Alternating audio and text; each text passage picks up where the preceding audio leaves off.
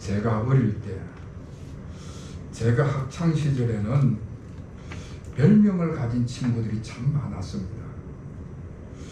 요즘은 함부로 불렀다가는 인격권 침해에 논란을 불러올지도 모릅니다. 얼굴이 좀 검다고 해서 깜상이라고 별명을 지어서 불렀고요. 밥이나 음식을 너무 많이 먹는다고 해서 먹새라는 별명을 지어서 불렀습니다. 여러분, 모든 사람들에게는 이름이 있습니다.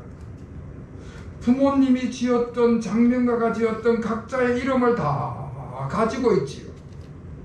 그런데 그 사람이 삶을 살아가는 동안에 그의 삶 속에서 드러나는 어떤 것들로 인해 가지고 새로운 이름이 주어질 때 그것이 그 사람의 별명이 되는 것입니다. 외모를 통해서 생겨나기도 하고 행동을 통해서 지어지기도 하고 성격이나 인품을 통해서 만들어지기도 하고 그러는 것입니다. 오늘 제가 봉독해드린 본문 말씀에도 보면은 다니엘의 별명이 드러나고 있습니다. 다니엘이란 이 이름의 본래의 뜻은 하나님은 심판자시다, 그런 뜻을 가지고 있는 이름인데, 그런 뜻을 가지고 있는 다니엘에게 오늘 본문 말씀에서 하나님이 뭐라고 별명을 지어주시는가 하면은 큰 은총을 받은 사람이다. 하나님께서 다니엘에게 별명을 지어줬는데 그것이 큰 은총을 받은 사람이다, 그런 별명입니다. 여러분, 19절 말씀을 우리 본문 좀 지나서 19절 말씀을 우리 다 같이 읽겠습니다. 시작. 이르되 큰 은총을 받은 사람이여 두려워하지 말라. 평안하라. 강건하라. 강건하라. 그가 이같이 내게 말하며 내가 곧 힘이 나서 이르되 주께서 나를 강건하게 하셨사오니 말씀하옵소서. 아멘. 오늘 본문 11절 말씀에도 큰 은총을 받은 사람 다니엘아 말씀을 하고 있고요. 19절 말씀에도 계속해서 큰 은총을 받은 사람이요, 그렇게 다니엘을 부르고 있습니다. 여러분, 큰 은총을 받은 사람이다 하는 뜻은 하나님의 큰 사랑을 받은 사람이라는 그런 뜻이 아니겠습니까? 하나님께서 너무나 사랑하셔가지고 하나님께서 다니엘을 보기만 하면 그 마음이 기뻤다는 것입니다. 사사건건 말씀만 피우는 사람을 보면은 아마 걱정거리가 되겠지요. 보기만 해도 저놈이 또 무슨 저지레를, 또 무슨 말씀을 피울려나 굉장히 조심해서 바라보는 사람이 있을 것입니다. 그런데 항상 마음이 편안하게 안심이 되는 그런 사람이 있습니다. 무슨 일을 해도 이쁜 짓만 하고 착한 일만 하고 좋은 일만 하고 그러면은 보기만 하면 마음이 즐거운 사람이 있을 것입니다.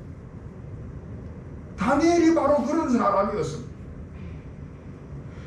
하나님께서 보실 때에 걱정할 만한 것이 하나도 없고 너무나 신뢰가 되고 너무나 기쁜 사람이 다니엘이었습니다. 그래서 하나님께서 그 다니엘을 부르실 때에 은총을 받은 사람아, 그렇게 부르는 것이지. 성경에 나오는 하나님의 사람들 가운데는 이렇게 별명이 주어진 사람들이 여러 명이 있습니다. 예를 들면은 하나님께서 아브라함에게는 믿음의 조상이라는 별명을 지어줬고요, 모세에게는 하나님 집에 충성된 종, 하나님 집에 충성된 일꾼, 그렇게 부르고 있습니다. 그리고 우리가 너무나 잘 아는 다윗은 하나님의 마음에 합한 사람이다, 하나님의 마음에 맞는 사람이다, 그렇게 말씀을 하고 있습니다. 그러니까 이런 분들은 모두가 다 하나님께서 인정하는 사람들이라는 것이죠. 자, 그러면은 다니엘이 도대체 어떤 사람이었기에 이런 별명을 얻게 되었는가? 여러분, 제가 지난 여러 주간에 걸쳐 가지고 다니엘에 대해서 쭉 말씀해 왔습니다.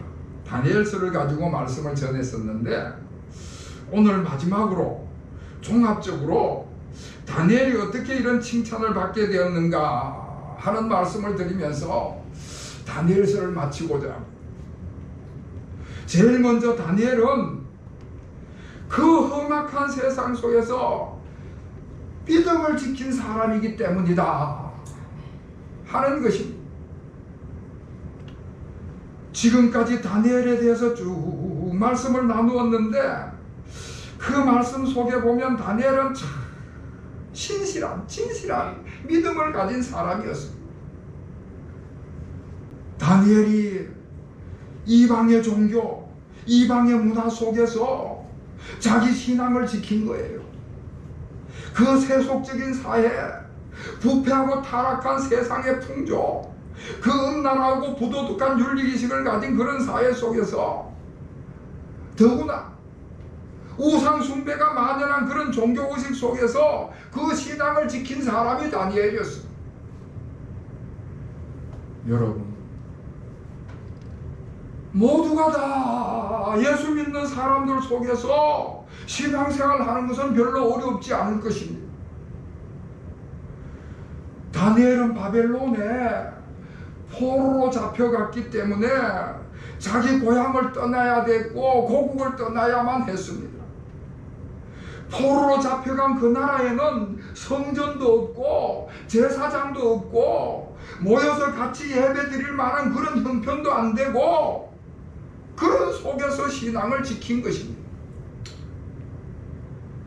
주위에는 적대적인 세력들이 멸시를 하고 천대를 하고 박해를 해오는 것이고요. 그런 속에서도 자기 혼자서 하나님의 말씀을 읽으면서 늘 그 말씀을 묵상을 했습니다. 하나님의 말씀을 읽으면서 내가 삶을 살아가면서 하나님의 뜻을 내가 잘못 행하지는 않는가, 자기 스스로 반성하면서 회개하면서 그 세상 속에서 자신의 신앙 정체성을 확립해 나가는 것입니다. 여러 가지 다양한 문제에 부딪힐 때마다 하나님의 말씀을 통해서 자기 자신의 입장을 정리해 나가면서 그 문제들을 하나님의 말씀으로 해결해 나가는 그런 삶을 살아가는 것입니다. 그리고 지난 시간에 봤듯이 시간을 정해서 규칙적으로 정해진 장소에서 정해진 시간에 늘 하나님 앞에 기도하는 사람이었습니다. 그리고 몇 명 되지는 않았지만은 소수의 사람들이었지만은 신앙의 동지들을 만들었습니다. 자기와 뜻을 같이 해서 서로 기도해 줄 수 있는 그런 신앙의 동력자들을 만들었습니다. 신앙의 동력자들과 함께 서로 위로하며 격려하면서 신앙을 지켜가는 것이지. 우리 기독교 역사를 쭉 살펴보다 보면은 세상 생활을 떠나가지고 저 수도원 같은 곳에 들어가서 신앙생활하는 사람들의 이야기가 나옵니다. 특히 그 중에 대표적으로 그 수도사들 중에 사막의 교부라고 부르는 수도사들이 있습니다.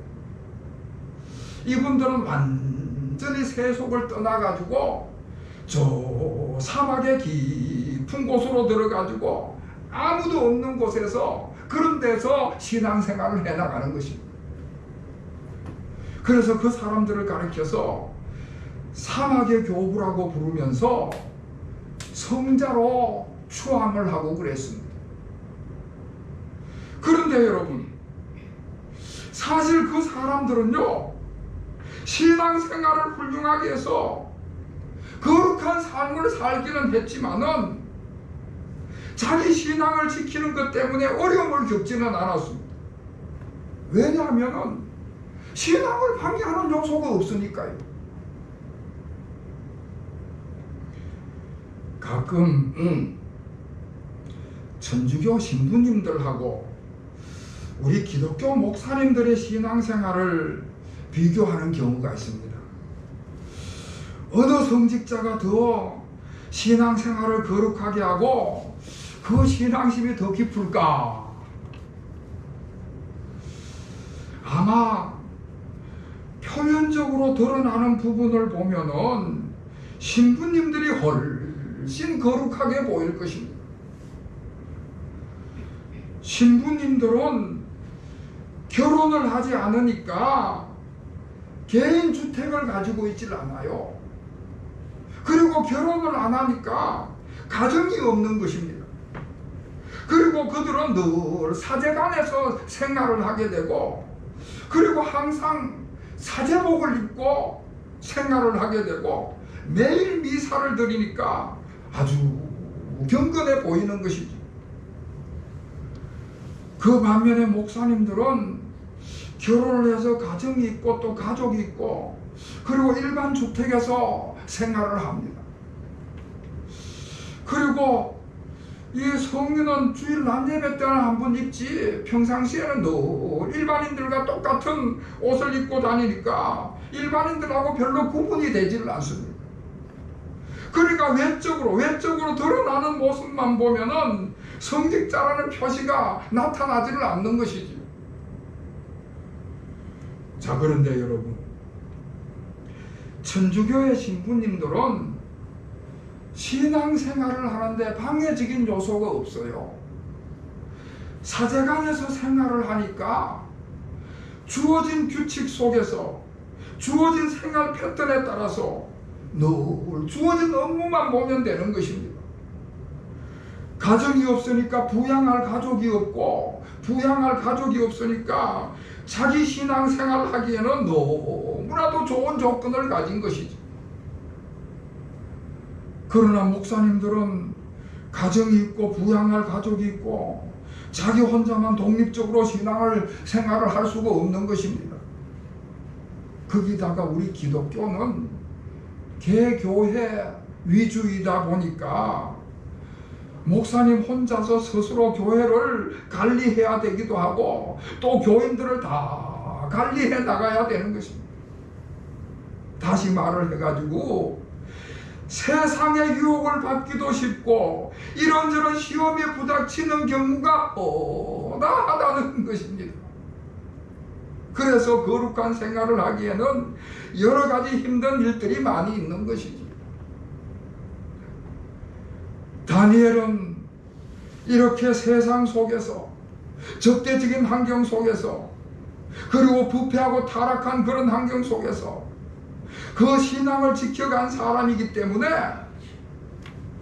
수도원의 성자가 아니라 세속적인 성자다, 그렇게 말할 수가 있는 것입니다.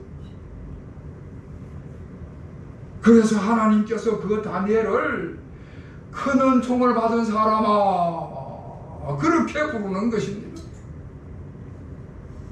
사랑하는 성도 여러분, 우리가 다 이 거친 세상 속에서 우리의 신앙생활을 지켜가면서 삶을 살아야 하는 것입니다.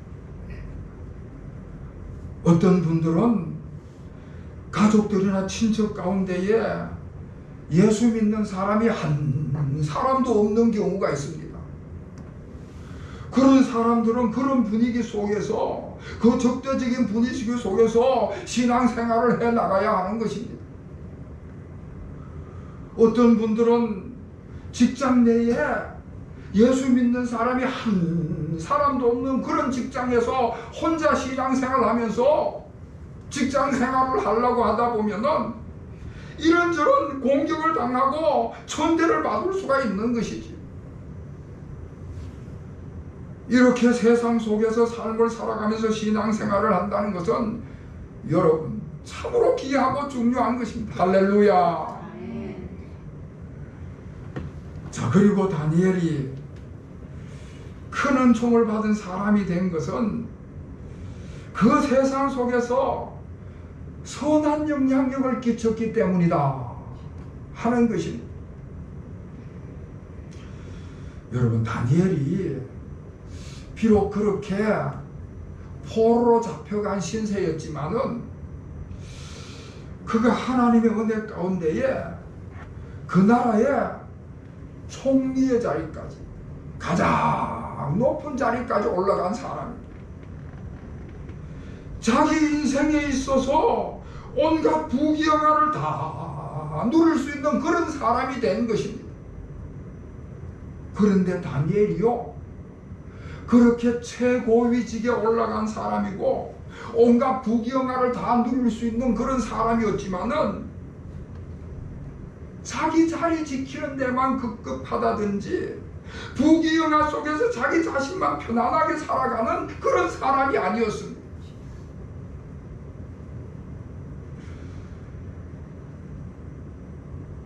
이제는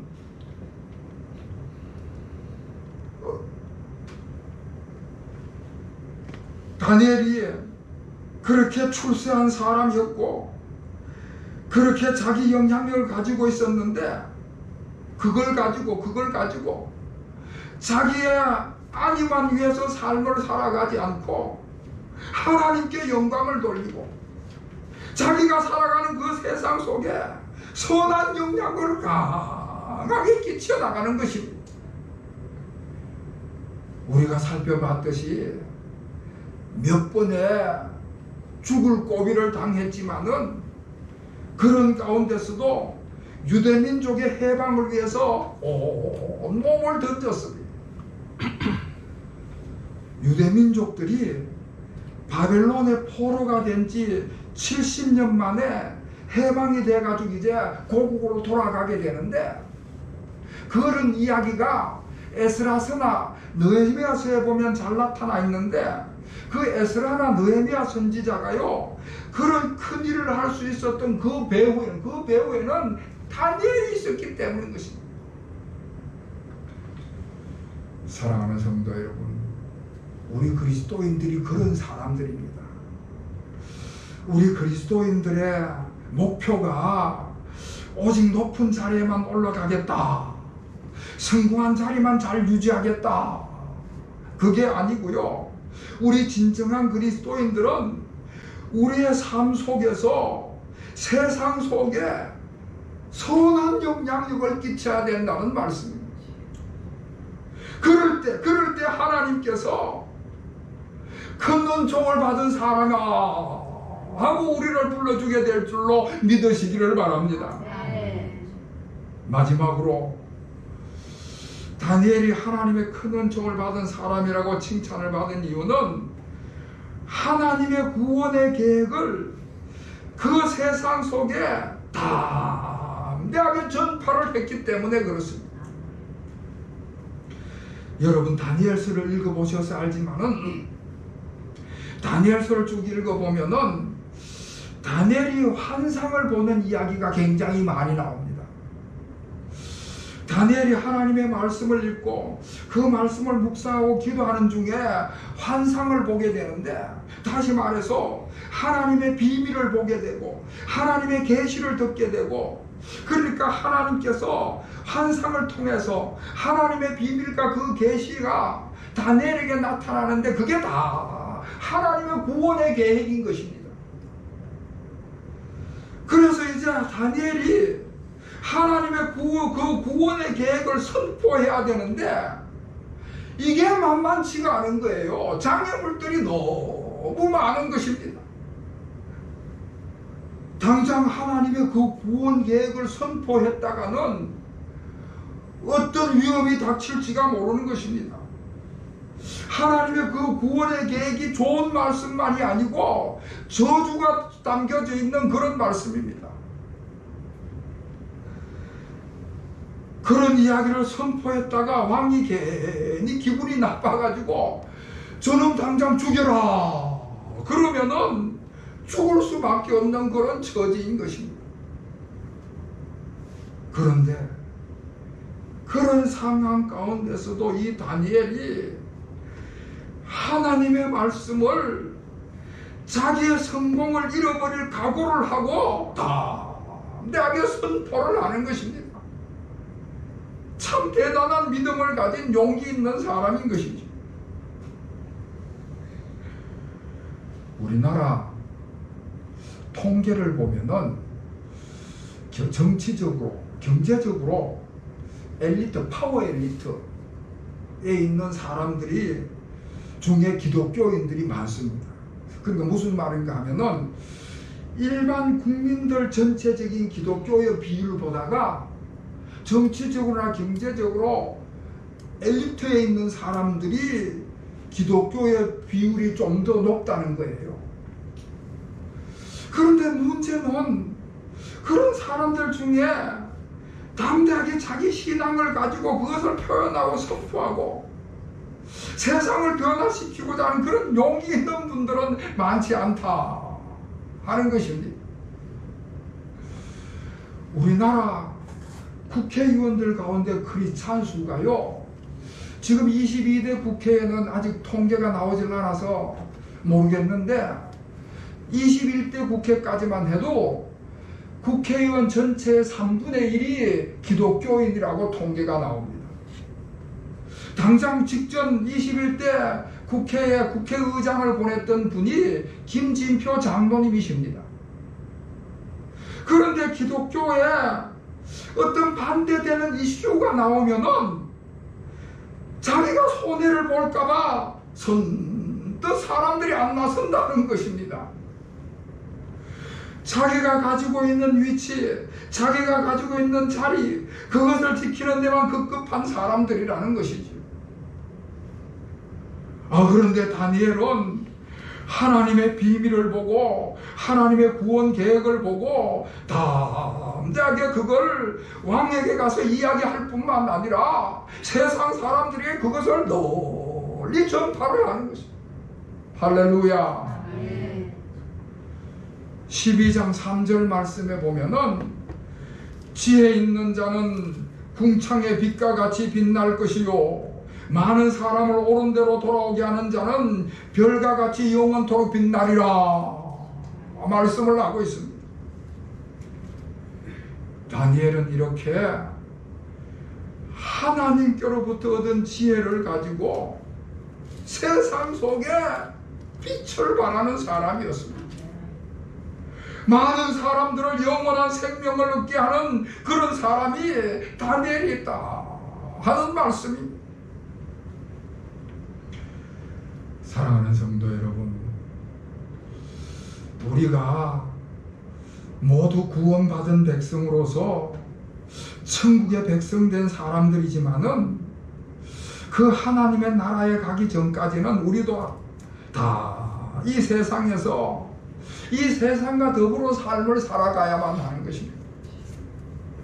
그럴 때에 하나님의 말씀을 가지고 하나님께서 주신 은혜를 가지고 선한 영향력을 끼치면서 삶을 살아가야 되지 않는가 하는 것을 다니엘서를 통해서 우리가 배워야 할 것입니다.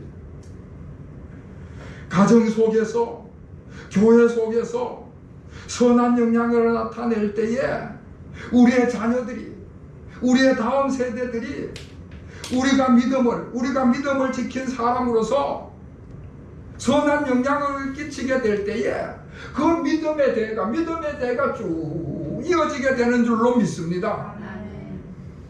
그리할 때 우리의 자녀들과 다음 세대들이 다니엘과 같은 그런 믿음의 사람으로 성장해 가는 것이지.